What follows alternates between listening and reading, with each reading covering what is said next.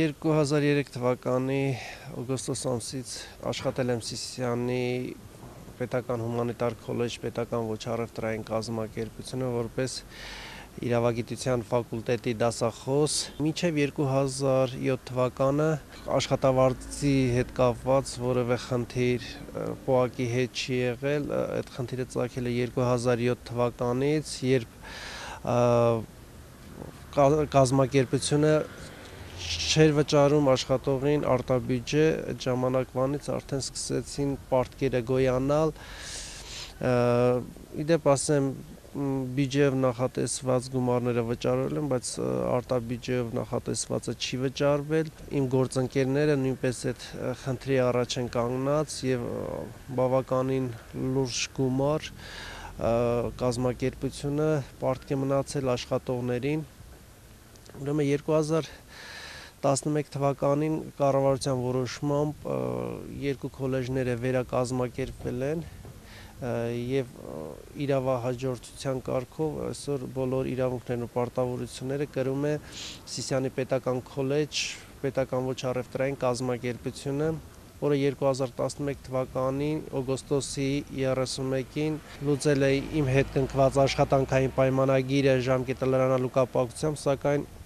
կազմակերպությունը Հայաստանի Հանրապետության աշխատանքային օրենսգրքի 130 հոդվածի պահանջների համապատասխան չի կատարել իմ հետ վերջնահաշվարկ եւ մինչ այսօր շարունակում է պարտքը չվճարել նաեւ չի բխում իր շահերից, քանի որ Հայաստանի Հանրապետության աշխատանքային օրենսգրքի 198 հոդվածի երկրորդ կետի համաձայն աշխատավարձի չվճարելու համար կետանցի յուրաքանչյուր օրվա համար գործատուն պարտավոր է վճարել չվճարված աշխատավարձի 0.15%-ի չափով յուրաքանչյուր օրվա համար։ Բանավոր եւ գրավոր անգամ բազմիցս դիմել ենք կազմակերպությանը եւ նախկին կազմակերպության տնօրենին եւ ներկա իրավահաջորդին դիմել ենք, սակայն որևէ հիմնավոր պատճառ չեն ներկայացրել աշխատավարձի չվճարման վերաբերյալ։ Մոտ 400,000 դրամի պարտք են, չհաշված տուժերը, որը ասենք օրեցօր հաշվարկը գնում է։ Մեր իրավունքները պաշտպանելու համար կարծում եմ, որ ստիպված ենք դիմել ավելի ծայրահեղ միջոցի դատական կարգով բռնագանձելու, կարծում եմ դա ոչ շահավետ կլինի կազմակերպության համար, ուստի Սիսիանը փոքր տեղ է, մեկս մյուսին ճանաչում ենք, փորձել ենք մարդկային առումով մեկս մյուսի հետ բանակցությունների միջոցով կարողանանք այդ հարցը կարգավորել եւ ստանանք մեր հասանելիք աշխատավարձը, այսօր մեզ այլընտրանք չեն թողնում։ Իդեպ անցյալ տարի վարչապետը Սիսիան ժամանելուց հետո այդ խնդիրը բարձրացրել են աշխատավարձների վճարման վերաբերյալ, խոստացել է իր միջնորդությամբ եւ հանձնարարությամբ հարցը կարգավորի, սակայն մինչ այսօր որևէ արձագանք չկա եւ հույս էլ չկա, որ կլինի։ Ես Սիսիանի պետական հումանիտար քոլեջում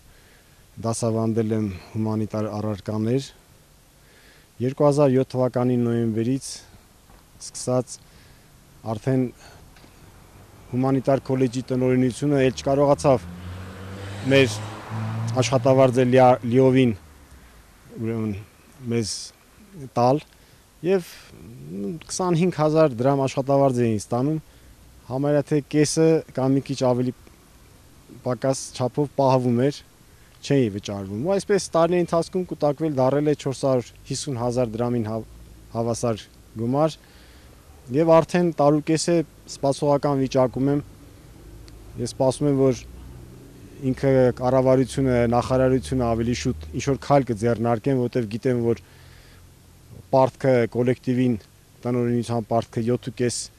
միլիոն դրամ է կազմում, որը շոշափելի գումար է եւ ներկա նորաստեղծ այս կառույցը, կազմակերպությունը